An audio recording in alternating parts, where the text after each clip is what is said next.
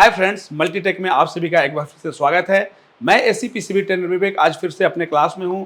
आज के वीडियो का जो टॉपिक है वो हमारा है हिटाची का जो कम्युनिकेशन है उसके बारे में। इसके पहले मैंने एक पार्ट वीडियो का बना दिया है जिसमें हमने आउटडोर के कम्युनिकेशन को बताया था और वो वीडियो लंबी हो गई थी, जिसकी वजह से मैंने बोला था कि इसका जो इंडोर का पार्ट है मैं अगले वीडियो में बताऊंगा। तो आज की वीडियो में जो हिटाची के इंडोर में कम्युनिकेशन होता है उस सर्किट को एक्सप्लेन करूंगा, समझाऊंगा कि कैसे काम करता है। आउटडोर का उम्मीद करता हूं समझ में आ गया होगा, बिल्कुल वैसा ही इंडोर में भी देखने के लिए मिलता है, लेकिन कुछ जगह आपको चेंजेस मिलेगा। तो पूरा डिटेल में मैं बताने जा रहा हूं। वीडियो के लास्ट तक देखिए, पूरा का पूरा सर्किट समझ में आ जाएगा। लेकिन वीडियो स्टार्ट करने से पहले मैं आपको बता दूं कि हमारा जो मल्टीटेक इंस्टीट्यूट है वो दिल्ली में Tilak Nagar metro gate number 3 के बिल्कुल पास है, जहाँ पर बहुत टाइप के इलेक्ट्रॉनिक्स कोर्स कराते हैं हम लोग। और हमारे कोर्स में जिसमें एसी पीसीबी की चिप लेवल एडवांस रिपेयरिंग हम लोग सिखाते हैं अपने स्टूडेंट को।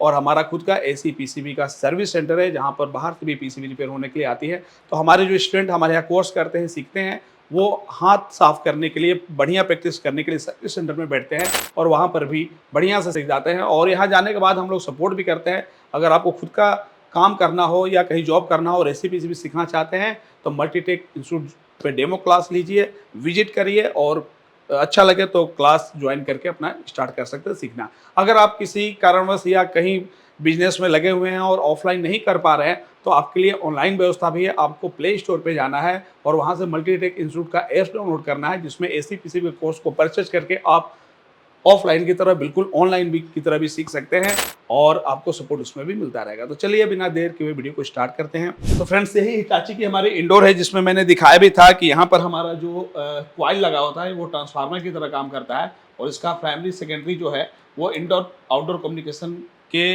अकॉर्डिंग चेंज भी होता रहता है। और यहाँ पर हम देख रहे हैं तो यहाँ पर एक कंपरेटर आईसी भी लगी हुई है। यहाँ पर तो कंपरेटर आईसी के थ्रू कैसे कम्युनिकेशन होता है वो हमने आउटडोर में बताया था, लेकिन आज इस सर्किट को एक्सप्लेन करने वाले हैं तो डायग्राम से एक्सप्लेन करेंगे ताकि आपको समझना और आसान हो जाए। तो आते हैं डायग्राम से समझते हैं। तो फ्रेंड्स, आपने आउटडोर में जो सर्किट देखा था वो भी सर्किट लगभग बिल्कुल ऐसा ही, थोड़ा सा इंडोर में चेंजेस रहता है। नहीं तो हम देखेंगे कि इसमें भी जो कॉइल है, जब आउटडोर से कम्युनिकेशन आता है तो ये वाला जो है कॉइल वो प्राइमरी का काम करने लगता है। ये प्राइमरी बन जाएगा जब आउटडोर से कम्युनिकेशन आएगा और ये क्या बन जाएगा हमारा सेकेंडरी। लेकिन जब इंडोर कम्युनिकेशन करेगा तो उस समय ये जो कॉइल है वो प्राइमरी का काम करेगा और ये जो कॉइल है वो सेकेंडरी का काम करेगा। और ये भी कम्युनिकेशन जो होता है एसी में होता है, जो कि हमने पिछले वीडियो में बताया था। तो आज हम समझेंगे कि इंडोर को जब आउटडोर में कम्युनिकेशन करना होता है, भेजना होता है, तो ये कोड कैसे जनरेट करता है।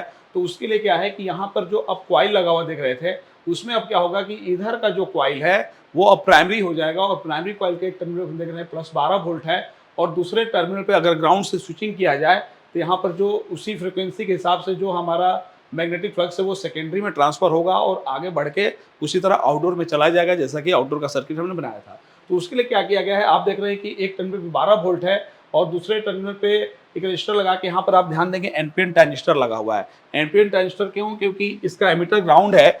जब इसके बेस पे सिग्नल आएगा तो इसका कलेक्टर एमिटर कनेक्ट डिस्कनेक्ट होगा, जिसकी वजह से हमारा यहाँ पर क्या होगा, पल्स बनेगा। मतलब कि यहाँ पर हाई लो का सीक्वेंस बनेगा। तो जिस समय यहाँ प्लस रहेगा और जब यहाँ माइनस पहुंचेगा, ग्राउंड पहुंचेगा, तो उस समय चार्ज होगा और जैसे ही ट्रांजिस्टर ऑफ होगा ये क्या होगा, डिस्चार्ज होगा।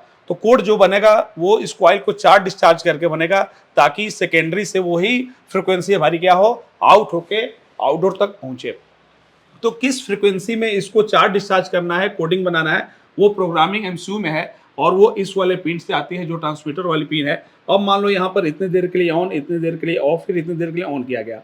तो इतना देर के लिए जब इसके बेस पे पॉजिटिव सप्लाई दी जाएगी तो उस समय इतना देर के लिए जो ग्राउंड है यहाँ पर जाएगा तो ये चार्ज होगा और जैसे ही ये वाला ऑफ वाला आएगा उस समय क्या हो जाएगा, ये ट्रांजिस्टर जो है डिसेबल हो जाएगा और ये हमारा ऑफ हो जाएगा। तो जब भी ऑफ होगा ये पोलरिटी क्या होगा, चेंज होता रहेगा।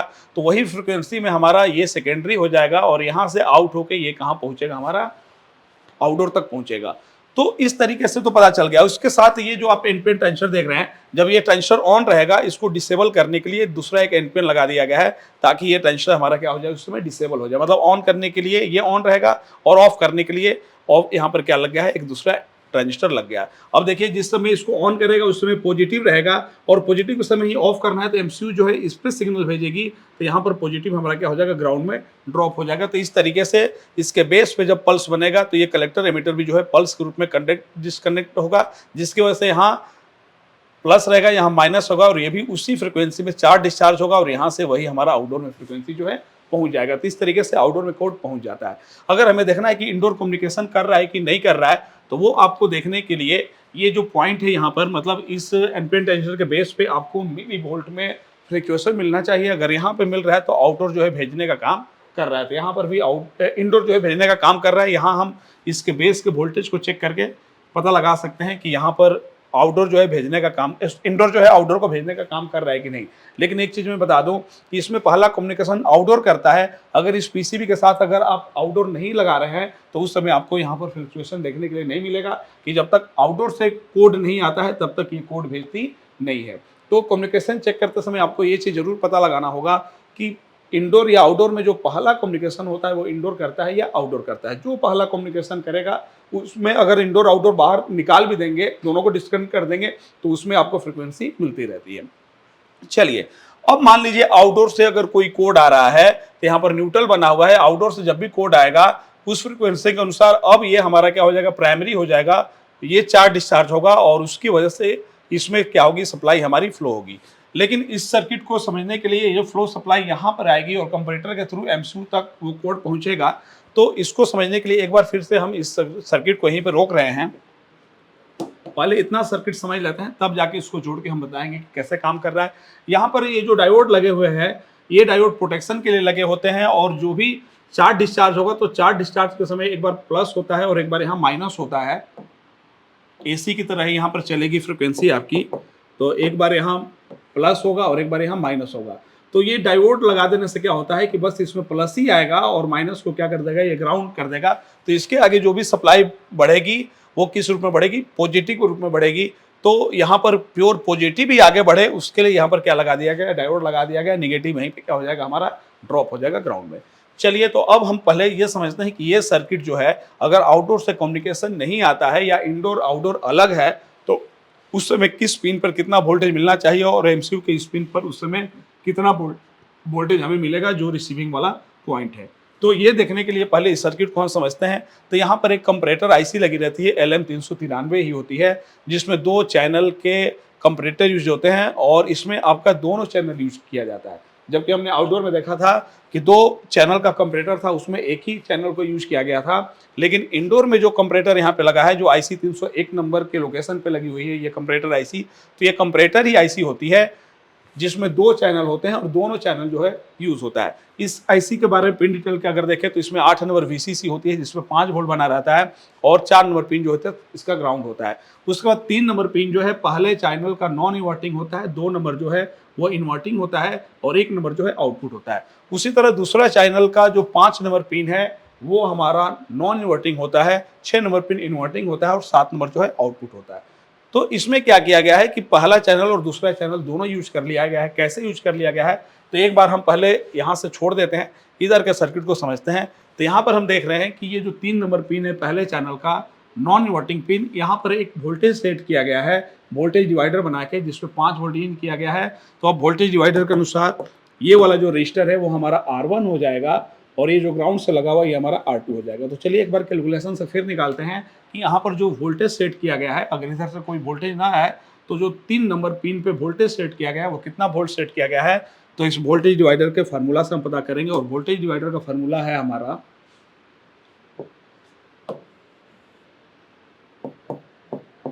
जो वोल्टेज डिवाइडर का फार्मूला है वो होता है कि कितना वोल्ट सर्किट में इन किया गया है इनटू R2 अपान R1 प्लस R2। अब इस फार्मूला से हम देखेंगे कि यहाँ पर कितना वोल्ट सेट किया गया है। तो चलिए इसको कैलकुलेट करते हैं हम। वोल्ट इन जो है वो हमारा फिक्स है, 5 ही वोल्ट है, तो वोल्ट इन की जगह पर हमने 5 लिखा।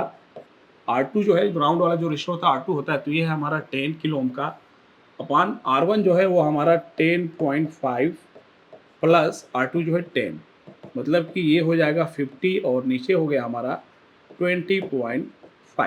अब 50 में 20.5 से अगर हम डिवाइड करते हैं, 50 को 20.5 से अगर डिवाइड करते हैं तो यहाँ पर जो हमारा आंसर आएगा वो आएगा 2.43। इसका मतलब कि यहाँ पर जो वोल्टेज सेट किया गया है वो वोल्टेज सेट किया गया है 2.43 वोल्ट। वो कैसे पता चल गया, तो हम वोल्टेज डिवाइडर के फार्मूला से हमने पता कर लिया। चलिए अब देखते हैं कि ये जो 2 नंबर पिन है जिसको हम इन्वर्टिंग पिन कहते हैं, इस पे भी वोल्टेज डिवाइडर बनाया गया है और यहाँ पर भी एक रेफरेंस वोल्टेज को सेट किया गया है जो वोल्टेज फिक्स ही रहेगा, क्योंकि ये सेट किया गया है, इस पर कोई और दूसरी टाइप की सर्किट नहीं जुड़ी हुई है, जबकि इस पर अभी हमारा ये जो सर्किट है वो जुड़ेगा। तो यहाँ का जो वोल्टेज वो फ्लक्चुएशन के रूप में चेंज हो सकता है, लेकिन ये जो वोल्टेज है वो हमारा क्या रहेगा, फिक्स रहेगा। ये भी कब चेंज होगा, जब आउटडोर जोड़ेंगे तब। अगर आउटडोर नहीं जोड़ते हैं तो यहाँ का भी वोल्टेज और यहाँ का भी वोल्टेज जो है हमें फिक्स मिलना चाहिए। तो यहाँ पर 2.43 मिलना चाहिए, यहाँ पर कितना मिलना चाहिए वो भी हम फार्मूला से पता लगा लेते हैं। तो इस सर्किट के अनुसार हमारा R1 जो है ये है और R2 जो है वो है। तो यहाँ से पता लगाते हैं कि यहाँ पर जो वोल्टेज सेट किया गया है वो कितना वोल्टेज सेट किया गया है।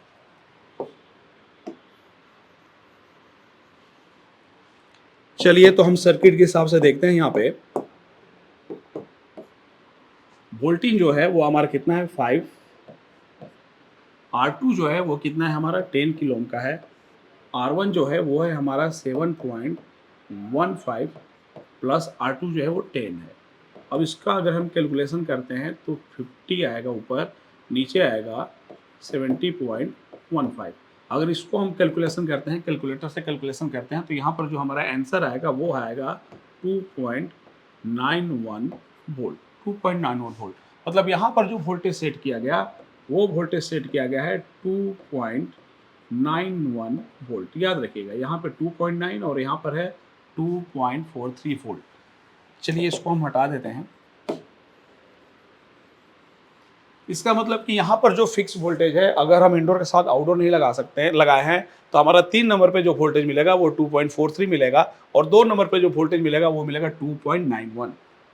हाँ, मल्टीमीटर इसमें क्या होता है, थोड़ा सा ये होता है हमारा, जिसको हम बोल सकते हैं एक्यूरेसी नहीं रहेगा तो थोड़ा सा वोल्टेज चेंज आपको मिल सकता है, लेकिन क्योंकि हमारे जो रेजिस्टेंस होते हैं उसमें टॉलरेंस होता है तो वोल्टेज थोड़ा सा कम ज़्यादा मिल सकता है, बाकी इसी के अकॉर्डिंग हमें वोल्टेज मिलना चाहिए। अब देखते हैं कि जब हमारा नॉन इन्वर्टिंग पे 2.43 वोल्ट है और इन्वर्टिंग पिन पे 2.91 वोल्ट है, तो ये जो आउटपुट है उसमें कितना वोल्टेज हमें आउटपुट में मिलना चाहिए। तो कंपैरेटर आईसी के बारे में मैंने आपको बताया है कि इन्वर्टिंग नॉन इन्वर्टिंग की कंडीशन के अनुसार आउटपुट होता है।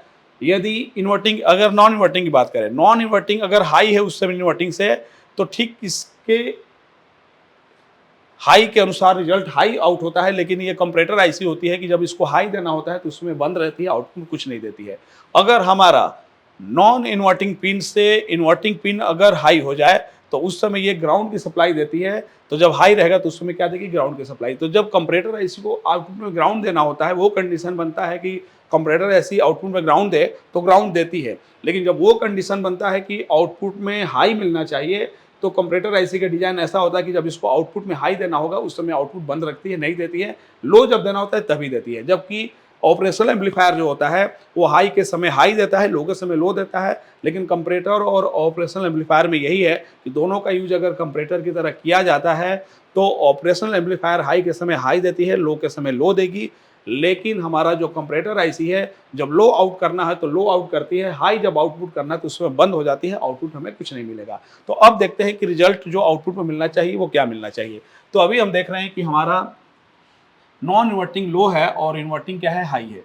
तो जब भी आपका इन्वर्टिंग पिन पे हाई वोल्टेज हो उस समय आउटपुट में ग्राउंड मिलेगा। इसका मतलब कि जब हम इंडोर के साथ आउटडोर नहीं लगाएंगे तो हमारा ये जो कंपैरेटर है वो आउटपुट में क्या देगा, हाई देगा, क्योंकि आउटपुट में हमारा लो देगा, क्योंकि इन्वर्टिंग अभी क्या है, हाई है। तो जब भी इन्वर्टिंग हाई होगा, इन्वर्टिंग का मतलब कि रिजल्ट चेंज हो आएगा। जब भी इन्वर्टिंग हाई होगा तो रिजल्ट हमारा क्या होगा, लो। तो लो का मतलब कि ग्राउंड की सप्लाई आउट करेगी, लेकिन ग्राउंड की सप्लाई देखने के लिए कि हमें दिखे 0 वोल्ट, उसके लिए क्या कर दिया गया, यहाँ पे एक पुल अप रजिस्टर लगा दिया गया। क्योंकि अगर हम रजिस्टर नहीं लगाएंगे तो आउटपुट देगी या नहीं देगी तो भी हमें 0 वोल्ट ही मिलेगा, पता ही नहीं चलेगा कि आउटपुट दे रही है या नहीं दे रही है। लेकिन अगर हमने यहाँ पर एक रजिस्टर लगा दिया 1 नंबर पे, तो जब ये आउटपुट नहीं देगी उस समय 5 वोल्ट यहाँ भी दिखेगा, यहाँ भी देगा। लेकिन जिस समय आउटपुट दे रही होगी उस समय 5 वोल्ट इस रजिस्टर के ऊपर ही मिलेगा, नीचे क्या हो जाएगा, हमारा 0 हो जाएगा। तो जब भी इस रजिस्टर के ऊपर अगर हमें 5 वोल्ट मिल रहा है और इस रजिस्टर के इस सिरे पे मतलब 1 नंबर पे 0 मिल रहा है, इसका मतलब हम समझ जाते हैं कि आईसी जो है आउटपुट में ग्राउंड की सप्लाई दे रही है। तो अभी जो कंडीशन बन रहा है, जिस समय हम अगर आउटडोर नहीं जोड़ रहे हैं, कम्युनिकेशन आउटडोर से नहीं आ रहा है, तो हमें इस पिन पे 3 नंबर पिन पे 2.43 वोल्ट मिलेगा और यहाँ पर 2.91 वोल्ट मिलेगा और आउटपुट में 1 नंबर पे कितना वोल्ट मिलेगा, हमें 0, क्योंकि ग्राउंड की सप्लाई क्या हो रही है, आउट हो रही है। तो यहाँ पर हमें उस समय मिलेगा कितना, 0 वोल्ट। GND ग्राउंड की सप्लाई। अगर यहाँ पे 5 वोल्ट मिल रहा है इसका मतलब ये IC आउटपुट नहीं दे रही है। अब यहाँ पर जब ग्राउंड की सप्लाई 0 दे दी तो ये जो आउटपुट है वो सीधा इंडोर में जो सर्किट बना रहता है MCU में नहीं जाता है, बल्कि ये जो आउटपुट है वो दूसरे चैनल के नॉन इन्वर्टिंग वाले पिन पे जाता है, सॉरी इन्वर्टिंग वाले पिन, यहाँ देखिए माइनस है। तो हम देख रहे हैं कि जो जो आउटपुट है वो हमारा कहाँ जा रहा है, तो जो इसमें दूसरी चैनल है उसके इन्वर्टिंग पिन पे जा रहा है। कैसे पहुंचेगा उसके इन्वर्टिंग पिन पे, तो यहाँ पर पैरेलल में एक रजिस्टर है और एक डायोड लगा है। तो जब हमारा ग्राउंड जाएगा तो डायोड के रास्ते से तो पास होगा नहीं, क्योंकि डायोड उसको रोक देगा। तो वो कहाँ से पास होगा, हमारा इस रजिस्टर से। अब इस रजिस्टर से जब नेगेटिव जाएगा 0 वोल्ट जो ग्राउंड की सप्लाई होगी वो कहाँ जा रही है, 6 नंबर पिन पे जा रही है। तो यहाँ से रजिस्टर के थ्रू आएगा, कब, जब ये ऑन रहेगा तब, जब ग्राउंड आउटपुट रहेगा तो रजिस्टर के थ्रू हमारा यहाँ पर कितना वोल्ट आएगा, तो रजिस्टर के थ्रू हमारा आएगा यहाँ पर 0 वोल्ट ग्राउंड की सप्लाई। अब और इसका जो आउटपुट है वो MCU में ले गया है। तो अब हम देखेंगे कि 5 नंबर पे एक अलग सर्किट बनी रहती है, तो इस 5 नंबर पे भी एक रेफरेंस वोल्टेज सेट किया गया है ताकि आउटपुट जो हो वो डिफरेंट मिले। तो अब देखते हैं कि जब हम इंडोर नहीं लगा रहे हैं, इंडोर के साथ आउटडोर नहीं लगा रहे हैं, तो उस समय हमारा यहाँ पर रेफरेंस वोल्टेज कितना सेट किया गया है वो हम पता करते हैं फार्मूला के अनुसार। तो यहाँ पर हम देख रहे हैं कि जो 5 वोल्ट रजिस्टर दिया गया है वो 10 किलो ओम का है, और जो रजिस्टर ग्राउंड से जोड़ा गया है वो हमारा भी 10 किलो ओम का है। तो R1 R2 हमें 10 किलो ओम दिख रहा है, उसके हिसाब से यहाँ पर 2.5 मिलना चाहिए, लेकिन हमें 2.73 ऐसा सब मिलता है। वो वोल्टेज क्यों बढ़ा हुआ दिखता है, इसलिए बढ़ा हुआ दिखता है कि वोल्टेज डिवाइडर में हमने पढ़ा है कि R1 R2 सेम हो तो जितना वोल्टेज है उसका आधा हो जाता है, लेकिन यहाँ पर आधा इसलिए नहीं होगा कि R2 तो 10 किलो ओम का है, लेकिन R1 यहाँ पर 10 किलो ओम का नहीं हो रहा है, क्योंकि इस R1 के पैरेलल में यहाँ पर 51 किलो ओम का और 1 किलो ओम का रजिस्टर क्या है लगा हुआ है। कैसे पैरेलल में लगा हुआ है, अगर इसी सर्किट को ध्यान दीजिए यहाँ पर हम ऐसे बनाएं तब आपको समझ में आएगा।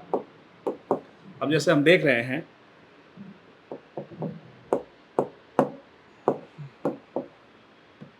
अब इस तरीके से R1 जो है वो R2 के साथ जुड़ा हुआ है, और हम देख रहे हैं कि R1 पे यहाँ पर 5 वोल्ट दिया गया है और ये इससे जुड़ा हुआ है, लेकिन इसी के पैरेलल में ये 2 रजिस्टर भी लग रहे हैं, पैरेलल में लग रहे हैं। कैसे पैरेलल में लग रहे हैं वो देखिए। अगर इस दोनों रजिस्टर को हम ऐसे बताएं तब आपके समझ में आ जाएगा।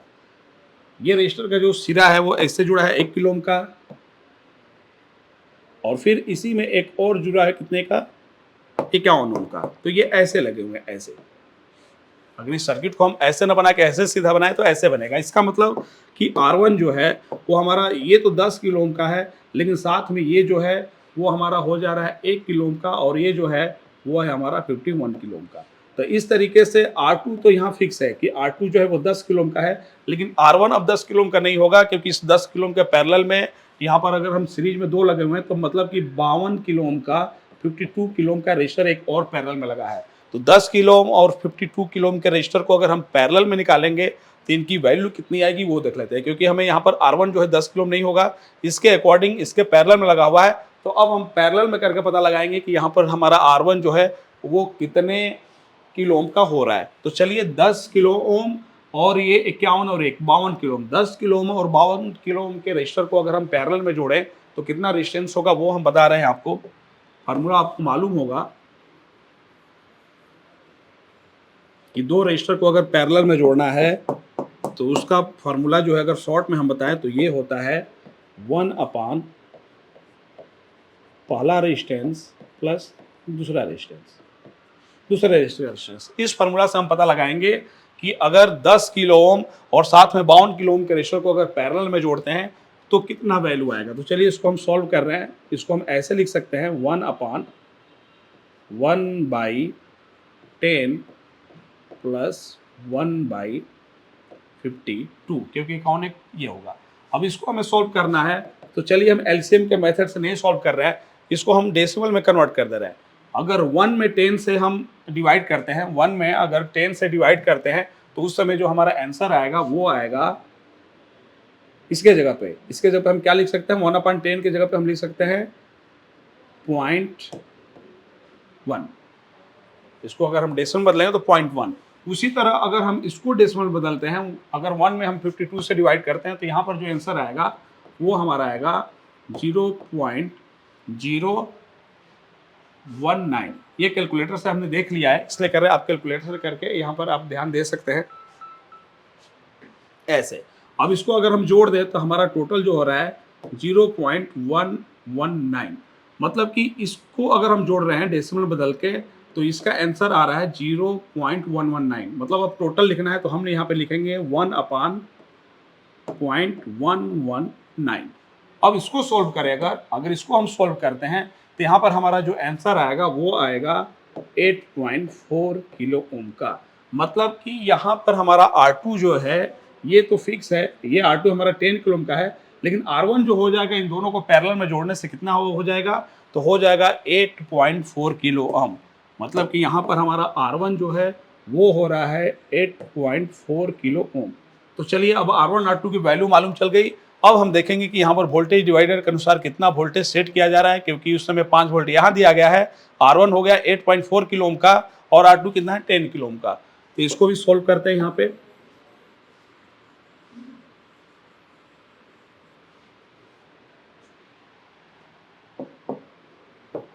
ध्यान दीजिएगा यहाँ पर जो हमने R1 अभी भी निकाला वो 10 किलो ओम नहीं होगा, इसको अगर पैरेलल में हम जोड़े तो हमारा जो आंसर है वो कितना है 8.4 किलो ओम।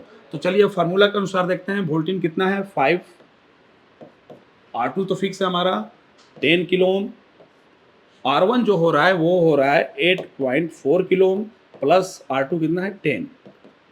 इसको हम सोल्व करेंगे 50 और इसको अगर हम ऐड कर दें तो 18.4 आ रहा है। अगर हम 50 में 80.4 से डिवाइड करते हैं 50 को तो हमारा जो आंसर आएगा, अब कैलकुलेट कर लीजिएगा, हम कैलकुलेट करके ही कर रहे हैं ताकि वीडियो लंबा ना हो। तो यहाँ पर अब जो हमारा आंसर आएगा वो आंसर आएगा लगभग 2.7 वोल्ट के करीब, 2.7 वोल्ट। मतलब कि यहाँ पर एक जो रेफरेंस वोल्टेज सेट किया गया वो कितना सेट किया गया है, तो ये सेट किया गया है 2.73 या 2 वोल्ट, इतना सेट किया गया है। अब देखिए क्या है, अब हमने देखा कि जिस समय इधर से कम्युनिकेशन नहीं आएगा उस समय आउटपुट में क्या हो रहा है, ग्राउंड की सप्लाई आउट हो रही है। ग्राउंड की सप्लाई कहाँ आ रही है, तो ये इन्वर्टिंग वाले पिन पे हमारा आई है 0 वोल्ट बना हुआ है, ग्राउंड की सप्लाई कितना बना है 0 वोल्ट। और उस समय 5 नंबर पिन पे जो रेफरेंस वोल्टेज दिया गया है वो कितना दिया गया है, तो वो दिया गया है 2.7 वोल्ट के करीब। इसका मतलब कि अब इसके आउटपुट में हमें कितना वोल्टेज मिलेगा इस कंडीशन में, तो हमने कंपैरेटर आईसी के बारे में पढ़ा है कि जब भी हमारा नॉन इन्वर्टिंग जो है वो अगर हाई रहेगा तो हमारा जो आउटपुट है वो हाई होगा। अगर हमारी नॉन इन्वर्टिंग जो है वो अगर हाई होती है तो आउटपुट जो होगा लो होगा। तो अभी हमारी नॉन इन्वर्टिंग जो है हाई है और इन्वर्टिंग क्या है लो है, तो नॉन इन्वर्टिंग हाई है तो आउटपुट भी हमारा क्या होगा हाई। लेकिन जब कंपैरेटर में नॉन इन्वर्टिंग पिन पे हाई वोल्टेज रहता है तो उस समय आउटपुट इसका बंद रहता है, आउटपुट में कुछ आउटपुट नहीं होता है। और यही आउटपुट हम देख रहे हैं कि कहाँ जा रहा है, तो यही जा रहा है एमसीयू में। लेकिन आप ध्यान से देखेंगे तो 1 किलो ओम के रजिस्टर से इस आउटपुट में एक पुलअप रजिस्टर लगा हुआ है, मतलब कि इस समय हमें आउटपुट में जो वोल्टेज मिलेगा वो इस पुलअप रजिस्टर के थ्रू कितना मिलेगा 5 वोल्ट। उस पुलअप रजिस्टर के थ्रू कितना मिलेगा 5 वोल्ट। अब ध्यान दीजिए, जिस समय इंडोर के साथ आउटडोर नहीं जोड़ रहे हैं, अगर आउटडोर से कम्युनिकेशन नहीं आता है तो किस किस पिन पर हमें कितना वोल्टेज मिलना चाहिए वो देख लीजिए। तो पहले चैनल का जो 3 नंबर पिन है कंपैरेटर का उस पे 2.43, 2 नंबर पे जो मिलना चाहिए 2.91 वोल्ट के करीब मिलना चाहिए, 1 नंबर पे 0 मिलना चाहिए। और वही उस समय हम 6 नंबर पे भी चेक करेंगे तो यहाँ पर भी हमें 0 मिलेगा। और अगर 5 नंबर पे चेक करें तो यहाँ पर 2.72 ऐसे वोल्ट हमें देखने के लिए मिलेगा। और इस पिन पे कितना मिलेगा 5 वोल्ट, इस पिन पे जो मिलेगा हमें 5 वोल्ट। अगर आउटडोर से कम्युनिकेशन आता है तो फिर हमें आउटपुट में क्या मिलेगा, किस पिन पे क्या चेंजेस होगा वो देखते हैं। तो चलिए अब हम इसको जोड़ देते हैं। अब मान लीजिए आउटपुट से बाइनरी कोड आया, उसके उसी फ्रिक्वेंसी में ये ट्रांसफार्मर हमारा अब क्या होगा, ये प्राइमरी हो जाएगा, ये सेकेंडरी हो जाएगा। तो सेकेंडरी में क्या होगा कि ये जब चार्ज डिस्चार्ज होगा आउटडोर के कम्युनिकेशन से, ये जब चार्ज डिस्चार्ज होगा तो सेकेंडरी में भी वही वोल्टेज फ्लक्चुएशन होगा यहाँ पे, क्योंकि हमारा क्या बन जाएगा सेकेंडरी। अब यहाँ आते आते उसमें का बस प्लस ही हमारा क्या होगा आगे बढ़ेगा। और जब यहाँ पर आएंगे तो यहाँ पर हमारा 2.43 फिक्स किया गया है, लेकिन इस पॉजिटिव की वजह से ये उस समय क्या होगा हाई होगा। कितना हाई होगा, तो 2.91 से हाई होगा। तो जब जब कोड उधर से आएगा आउटडोर से, जब जब सिग्नल आएगा कम्युनिकेशन का, तब तब ये क्या होगा 3 नंबर जो है 2 नंबर से हाई होगा। मतलब कि नॉन इन्वर्टिंग जो है वो 2 नंबर से हाई होगी और आउटपुट में जो ग्राउंड आउट हो रहा था वो क्या हो जाएगा बंद होगा। तो जब जब इधर से सिग्नल आएगा तब तब इसका आउटपुट क्या होगा बंद होगा, क्योंकि नॉन इन्वर्टिंग हाई होगा। तो जब आउटपुट बंद होगा तो उस समय हमें आउटपुट पे कितना वोल्टेज मिलेगा 5 वोल्ट, क्योंकि जब सिग्नल नहीं आएगा, उस समय जीरो था। लेकिन आउटपुट में जैसे ही ये हमारा हाई होगा उस समय आउटपुट क्या होगा, बंद हो जाएगा, तो ये पुलअप वाला 5 वोल्ट यहाँ आएगा। और जब पुलअप वाला 5 वोल्ट आएगा तो वो इस डायोड के थ्रू कहाँ पहुंचेगा, अब 6 नंबर पे। अब 6 नंबर पे उस समय हाई होगा, जब 6 नंबर पे जीरो था तो उस समय 5 मिल रहा था। जब 6 नंबर पे 5 वोल्ट हो जाएगा तो 5 पे हमारा 2 पॉइंट सेट तो परमानेंट सेट है। अब इससे हमारा 6 नंबर क्या होगा, हाई होगा। तो अब यहाँ पर हम देखेंगे कि जब जब कम्युनिकेशन आएगा आउटडोर से, 6 नंबर पे हाई वोल्टेज हो जाएगा, किससे, हमारा नॉन इन्वर्टिंग से। और नॉन इन्वर्टिंग जब भी हाई हो उस समय आउटपुट में क्या निकलेगा, ग्राउंड। तो आउटपुट में जब ग्राउंड की सप्लाई मिलेगी तो जो ये 5 वोल्ट बना था पुलअप के थ्रू, वो अब क्या होता रहेगा, जीरो होता रहेगा। मतलब कि जब जब कम्युनिकेशन आएगा तब तक ये 5 क्या होगा, जीरो होगा। तो अगर हमें इस पिन पे यहाँ पर फ्लक्चुएशन मिल रहा है, डीएसओ से चेक कर रहे हैं, या ये देख रहे हैं कि 5 वोल्ट जो है वो 2.7 2.5 ऐसे मिल रहा है, इसका मतलब कि आउटडोर से कम्युनिकेशन आ रहा है और वो एमसीयू तक पहुंच रहा है। तो जब कम्युनिकेशन होगा उस समय हमें यहाँ पर जो वोल्टेज मिलेगा वो भी 5050 होता रहेगा, मतलब कि 2.56 मिलता रहेगा। उसके बाद आउटपुट का भी जो वोल्टेज है वो लगभग इसी रेशियो में मिलता रहेगा और हमें पता चल जाएगा कि हाँ कम्युनिकेशन हो रहा है। तो इस तरीके से इंडोर और आउटडोर के बीच में जो है वो कम्युनिकेशन होता है हिटाची में। उम्मीद कर रहा हूँ कि अब आपके समझ में आ गया होगा। अब आप इस सर्किट को आसानी से चेक कर सकते हैं, कहाँ पर कितना वोल्टेज मिलना चाहिए वो रिपेयर कर सकते हैं। ऐसे ही वीडियो में आपको अगले वीडियो में लाऊंगा ऐसे ही टॉपिक पे, लेकिन अगर आप कमेंट में बता देते हैं कि किस किस टॉपिक पे चाहिए तो वीडियो बनाना हमारे लिए आसान हो जाता है, टॉपिक ढूंढने की जरूरत नहीं होती है। तो चलिए, वीडियो पसंद आए तो लाइक करिए, कमेंट करिए, और अभी तक आपने अगर मेरा चैनल सब्सक्राइब नहीं किया है तो चैनल को सब्सक्राइब करिए।